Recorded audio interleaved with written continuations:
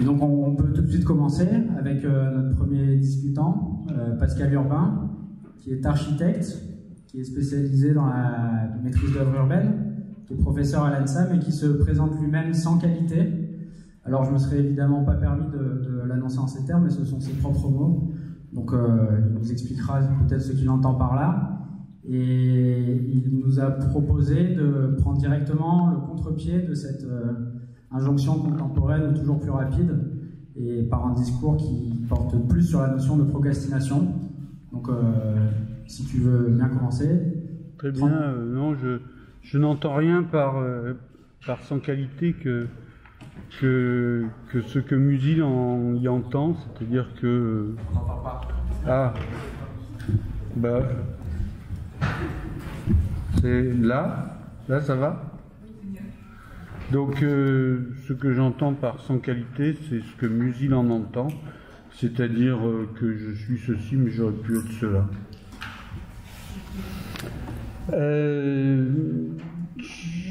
Je vais parler du temps et ça n'est pas vraiment mon sujet.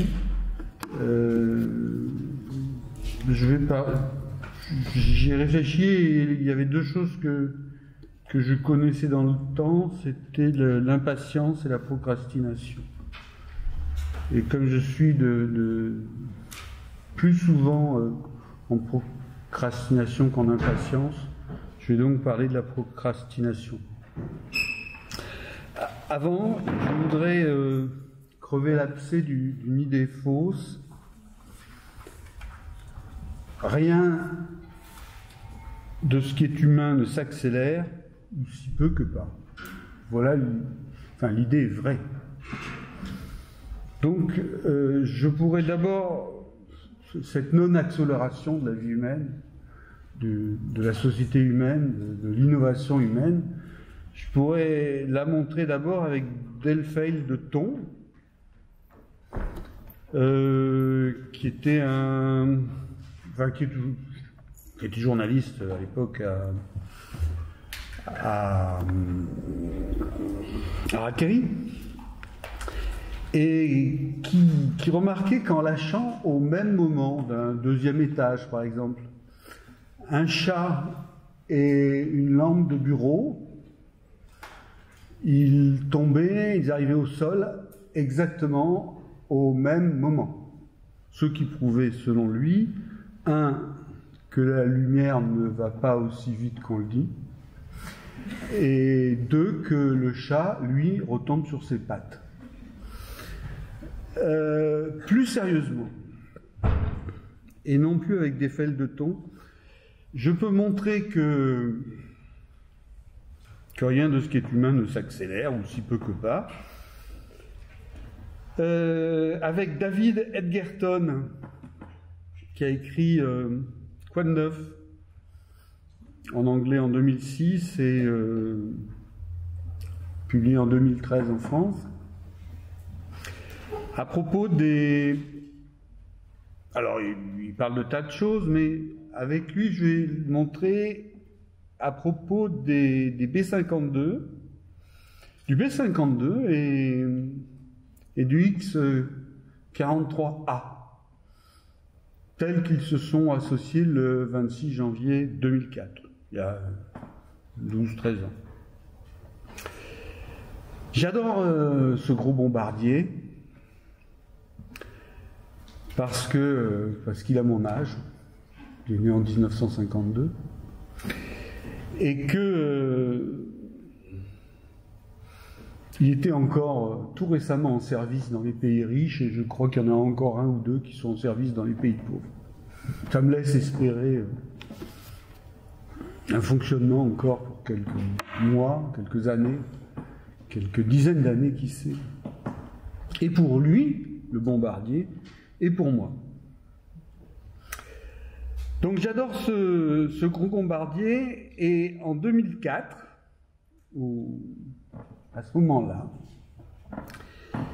il portait une fusée, que vous voyez en blanc, qui portait un petit avion, que vous voyez en noir, sans pilote, un tout petit avion sans pilote,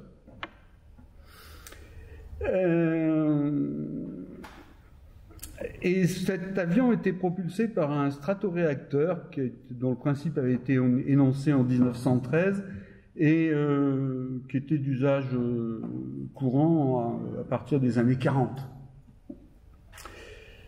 Le tout petit noir X-44 est donc lancé par la fusée, enfin la fusée lancée de l'avion, et ensuite le petit avion est lancé depuis la fusée avec son stratoréacteur. Et le petit X-44 est allé jusqu'à Mach 9.1. Je crois que c'était le record à l'époque de vitesse en avion, non habité. Je crois que c'est encore le record. J'ai cherché hier soir s'il y avait eu de meilleurs records. Je ne crois pas. C'est-à-dire que ce Mach 9.1, c'est ce qu'on a fait de mieux encore en 2017.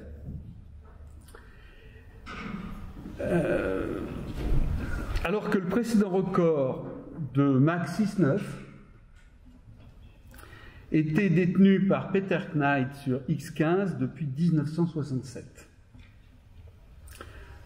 Pour la petite histoire, le B-52 porteur de 2004, celui que vous voyez à l'écran, un des derniers en service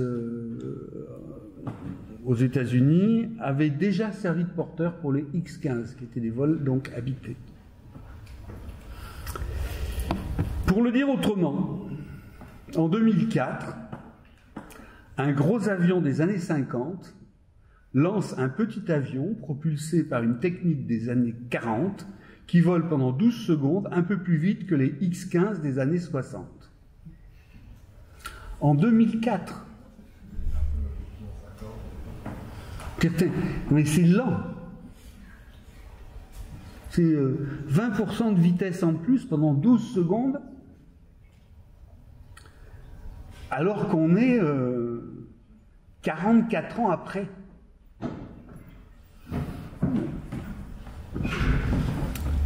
J'ai d'autres exemples.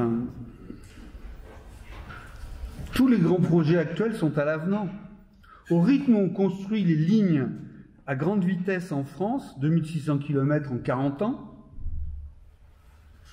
la première ligne transaméricaine, réalisée de 1862 à 1869, n'aurait pas été achevée avant 1902. Est-ce que vous imaginez le nombre de westerns qu'on aurait raté avec des attaques d'Indiens sur le train? Bon, alors certainement on aurait eu des attaques de diligence. Hein. Les attaques de diligence.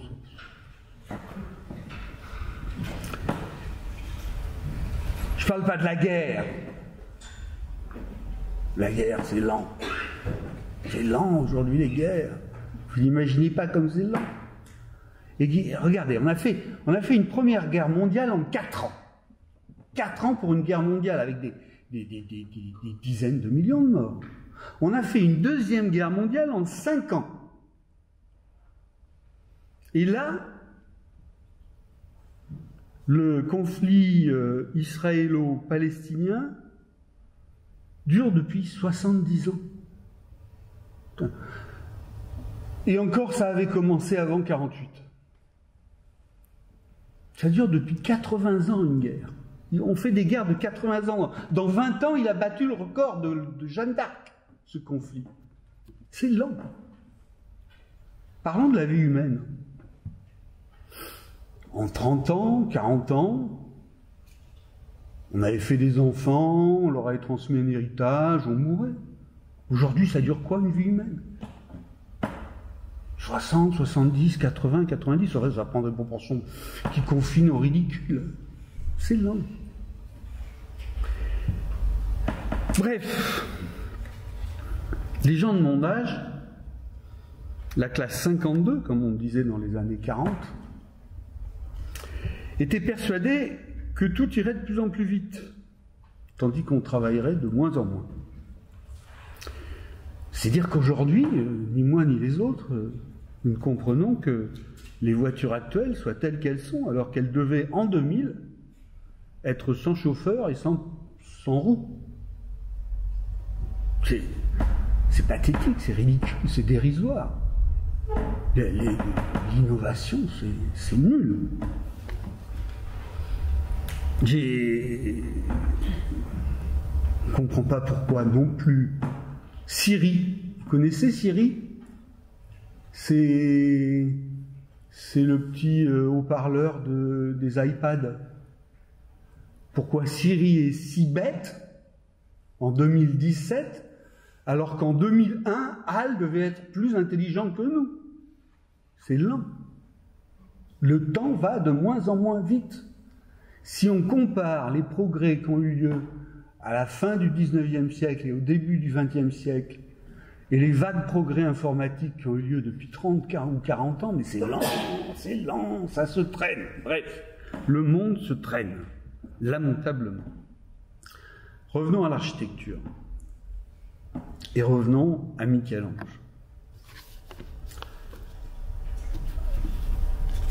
J'ai parlé de cette lenteur du temps par impatience. Là. Parce qu'en plus, même si les vies sont longues, plus elles s'allongent et moins on a la patience, on veut savoir la suite. On se dit un jour ou l'autre, on travaillera vraiment 2 heures par jour, comme on nous l'avait dit. Alors vous me direz que la retraite, ça ne va pas tarder. Vous n'avez pas tort. Mais enfin, c'est lent. Le progrès est lent. Il est terriblement lent, quand il n'est pas régressif. Donc, tout va de moins en moins vite. Enfin, on est de plus en plus affairé, mais de moins en moins productif.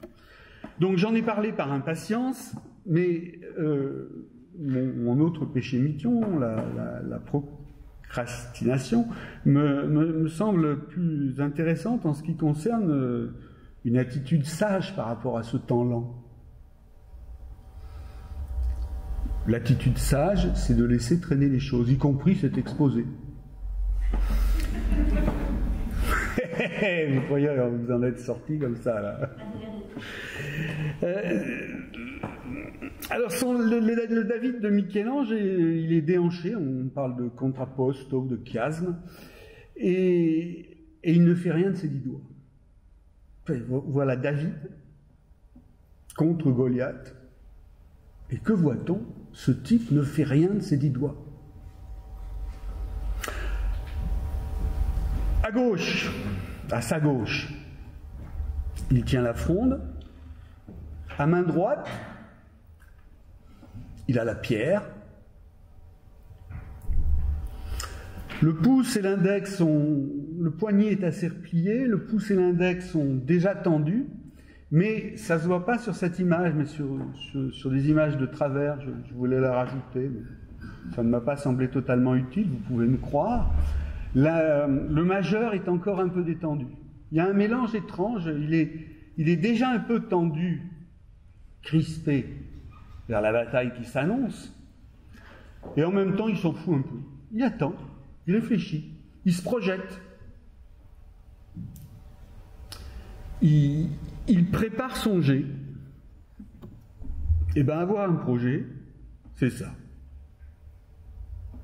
Avoir un projet, c'est différer. C'est se représenter l'acte avant d'agir. Alors, comme Goliath est tout frétillant, on le voit pas ici, mais Goliath, il est tout frétillant, il veut y aller, Goliath. Hein. Vous savez, Goliath, il y en a qui, je ne sais pas si vous connaissez Goliath, mais c'est un mec pressé. Il est plus impatient que procrastiné, Goliath. Comme Goliath va se précipiter sur lui, David ne diffère que peu. Mais enfin, il diffère le plus longtemps qu'il peut. Vous pensez bien que Michel-Ange, lui, à côté de son David, il l'a peinard, quoi. Il peut réfléchir des mois à sa sculpture. Après, en sculptant, il ne peut pas se rattraper, mais tant qu'il réfléchit, tant qu'il fait des esquisses préparatoires, s'il rate un truc, il recommence. Donc il a tout son temps, tant que son commanditaire ne lui demande pas de se presser. Ben, les architectes, c'est ça. C'est des gens qui diffèrent un peu plus longtemps, voire même très très longtemps, avant d'agir. C'est des gens qui ne se précipitent pas dans la bataille, c'est des gens qui traînent. Et effectivement, ça peut aller jusqu'à cette pathologie, parce que c'en est une, la procrastination. Dans un temps où tout le monde est affairé, où on produit de moins en moins, prendre son temps n'est pas si mal. Voilà, c'est ce que je voulais dire. Le laps de temps du projet n'est pas inutile, et même, par certains aspects, il est plaisant. Le projet se constitue par cette respiration et cette aspiration à ne rien faire. Considérez le peintre. Facile. Il a un modèle, il le copie. Bon, considérez le peintre sans motif. Facile.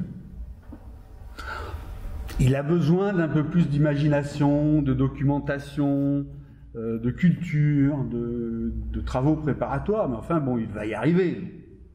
Surtout si c'est Vermeer. Il va y arriver même sans modèle. Facile. Considérez maintenant l'architecte. Bon, bah, il est sans modèle, mais plus il dessine, et plus son modèle est susceptible d'advenir. C'est un truc, ça, le peintre, ça ne marche pas. Hein. Il peut peindre des personnages qui n'existent pas, ces personnages ne se mettent pas à exister pour autant. L'architecte, si. Il dessine une maison, et un jour, la maison advient. Et elle advient, entre autres choses, parce que l'architecte l'a décidé. Donc il est assez longtemps, et à vrai dire, puisque les couleurs sont au choix de l'architecte jusque 2-3 semaines avant la livraison, il est très longtemps face à un objet qui reste partiellement indéterminé. Dans les dernières phases de chantier, il n'y a plus qu'à choisir les couleurs de salle de bain et de carrelage. Mais là, dans l'état d'esquisse où nous sommes, ou dans celle, toujours de Michel-Ange, de l'escalier de la Laurentienne, il est à gauche dans un état de contemplation d'un objet encore très indéterminé. Ça pourrait être 2 volets. Elle pourrait être très écartée. Il pourrait y avoir un rond devant les 2 volets avec une volée centrale, ou pas. Et c'est cet objet qu'il contemple. Et s'il y a un plaisir à contempler l'ouvrage que vous avez à droite, s'il y a un plaisir à contempler l'ouvrage, alors il y a probablement un plaisir à contempler l'objet indéterminé qu'on appelle le projet. Il y a un plaisir dans cette attente, il y a un plaisir qui va effectivement parfois jusqu'à la procrastination.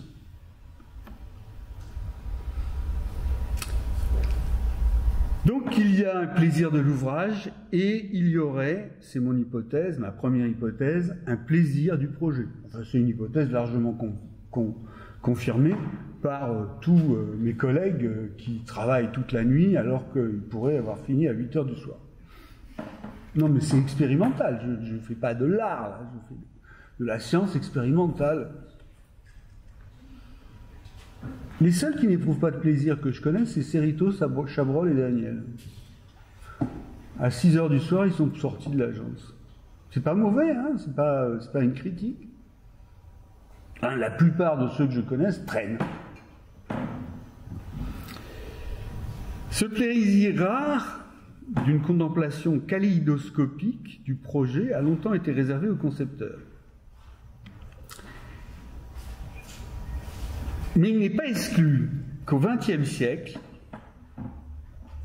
et c'est ma deuxième hypothèse, il soit venu aux concepteurs l'envie de réaliser, dans le monde sublunaire, ici-bas, de réaliser l'indétermination qui les ravit pendant la conception du projet. À propos d'un charmant petit hôtel particulier qui mélangeait plusieurs styles. Musil, celui qui parlait d'un homme sans qualité, disait que par ces styles superposés, le bâtiment avait le caractère d'une flou et indéterminé d'une surimpression photographique. Ça marche très bien avec le travail d'Adolf Loos. Loos, on dit, Loos. Ça marche très bien, on a le sentiment que Loos n'a eu qu'un seul projet à faire et il en a réalisé toutes les occurrences. Mais globalement, le meilleur projet de Loos qu'on peut voir, c'est quand même le projet avant ses réalisations particulières. Ce que vous voyez ici est beaucoup mieux que chacun des bâtiments dont est constituée cette image. Adolphe, vous permettez que je l'appelle Adolphe? Adolphe nous demande un certain jour de considérer les bâtiments de son siècle tels qu'ils seraient sans ornement. Il le fait plusieurs années avant d'énoncer clairement l'interdit ornemental. Et le Corbusier le dit aussi. Pour juger d'une architecture, prenez la brosse, la râpe, l'éponge et nettoyez les bâtiments de tous leurs ornements. Et alors seulement vous saurez ce qu'ils valent. En sorte que l'interdit ornemental, quand il est énoncé dans Ornements et crimes, pourrait s'expliquer non pas comme un refus de l'ornement, mais comme le plaisir à n'en pas choisir un plutôt qu'un autre.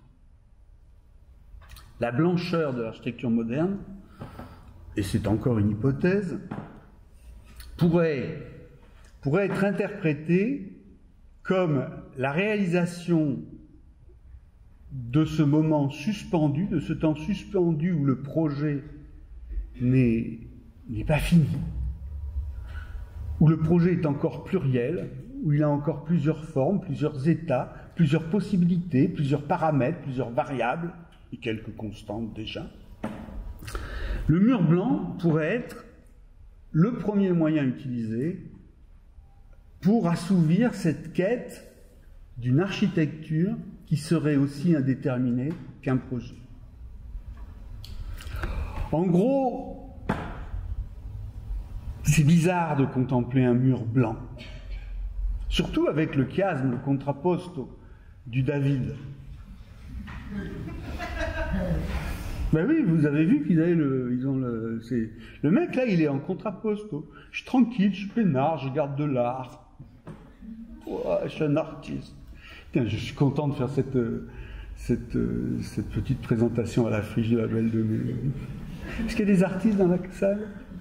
Oh, tu as vu, il a le contrapposto, c'est bon. Quand tu vois le mec avec le contrapposto, ça veut dire que c'est bon. Mais enfin, c'est bizarre devant un mur blanc. Le mur blanc anglo, ça pourrait être des photos de Evans. Ça pourrait être aussi des photos des Béchers, des citernes. Ça pourrait être ce qu'on voudra. Ça pourrait être rien aussi.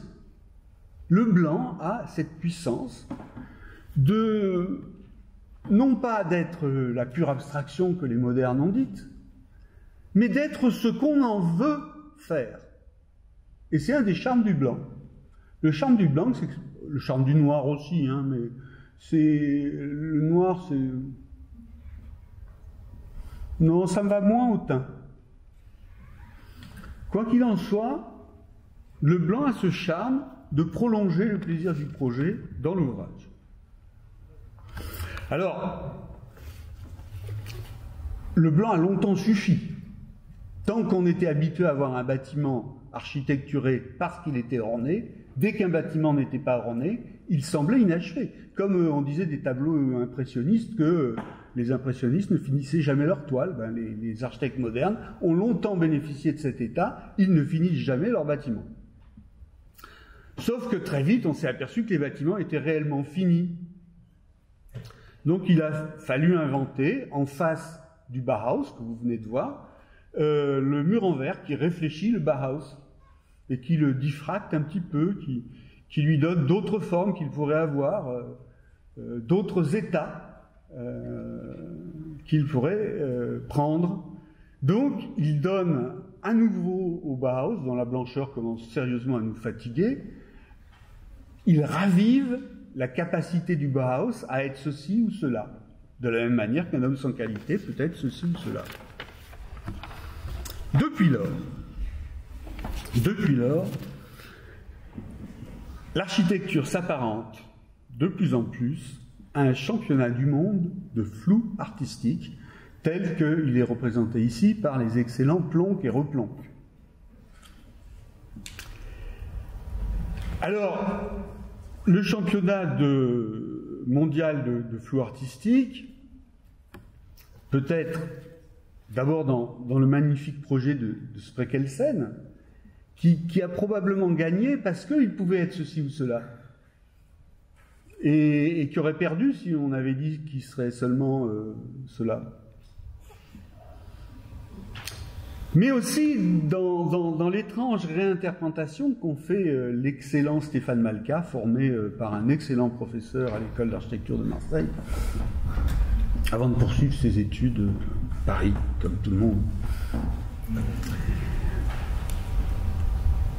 Il y a des surimpressions photographiques comme celle de... il a son prénom c'est un nom, son nom c'est un prénom, François... comment il s'appelle? Édouard François. Voilà, Édouard François. Je ne sais plus où il est. Je ne le trouve plus. Il est quelque part. Oh, il est plus loin. Hein. Ah oui, il est beaucoup plus loin. Flou artistique avec Noetling. Je précise parce que l'écran n'est pas très bon. C'est pas l'image qui est floue. C'est le bâtiment qui est flou. Hein. C'est le... Comment? 5 minutes. Ouais. Oh. Oui, j'ai plus que 3 paragraphes. Donc, le bâtiment est flou. Le flou, il est rare. Le flou pur, hein, mais il y a les effets de reflets, comme ici avec les doubles pots, les triples pots, les quadruples pots d'Ibos, ou avec les lettres insignifiantes, toutes petites ici. Oui, ce sont des lettres. Je ne sais pas si vous les voyez, mais ce sont des lettres. Alors, elles sont écrites dans une langue étrangère, mais même dans cette langue étrangère, elles ne veulent rien dire. Chez Weber et Hofer, ou plus grandes, chez Herzog et de Meuron, qui sont des architectes à la fois suisses et myopes.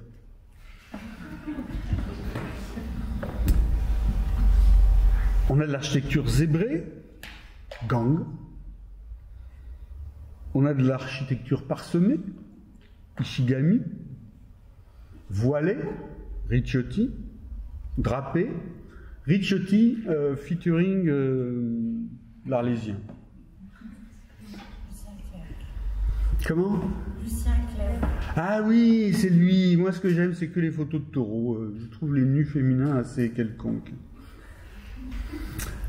Pointillé, avec Fujimoto. Comment vous le dire? J'étais assez content d'avoir écrit le petit texte que vous avez là-dedans. Je vous conseille d'acheter cette excellente revue pour ceux qui ne l'ont pas encore. Et puis, à un moment, j'ai cru être content de ce que je vous dis. Puis je me suis dit, mais c'est tellement évident la prolongation du projet par le bâtiment. C'est tellement rentré dans les mœurs que d'une certaine manière, ce qu'on imagine se prolonge dans ce qui existe. Et que plus ce qui existe est flou, plus ça ressemble à ce qu'on imagine. C'est tellement entré dans les mœurs de tous ceux qui font des selfies. Est-ce qu'on accorde selfies en prononçant le S? Je l'ignore, oui. Je me suis dit, mais du coup, de quoi je parle à des gens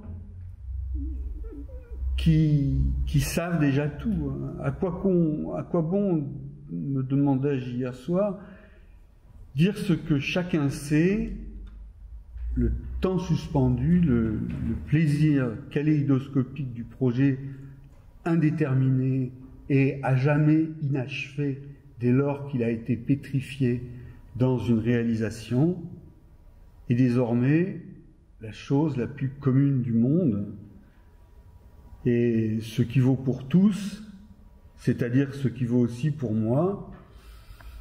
Je dis ça, je dis rien. Voilà.